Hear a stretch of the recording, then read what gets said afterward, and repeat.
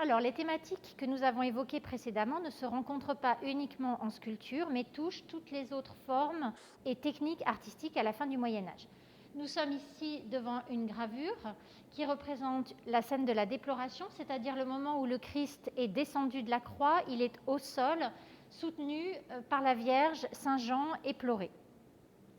La diffusion des techniques de la gravure va être une véritable révolution dans la notion d'image et dans l'utilisation des images à partir de la seconde moitié du XVe siècle.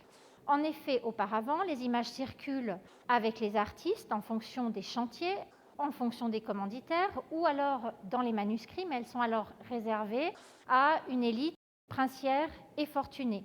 Les images, qu'elles soient sculptées, peintes, enluminées, sont uniques. Avec la gravure, à partir d'une image unique, on va reproduire autant d'images que l'on veut qui vont circuler bien plus facilement et bien plus largement sur le territoire. Et c'est dans ce répertoire que les artistes vont puiser pour reprendre des compositions en totalité ou partiellement, copiant là un motif décoratif ou une attitude. Mais attention, au Moyen-Âge, la notion de copie n'a absolument pas le sens qu'elle peut avoir dans nos sociétés contemporaines occidentales. Aujourd'hui, copie, au mieux celui qui apprend, au pire celui qui triche, et en tout cas celui qui n'innove pas, qui ne crée pas. Or, à l'époque médiévale, on est bien dans le domaine de la création. Alors, j'en veux pour preuve ce groupe de la déploration qui provient du Palazzo Madama de Turin.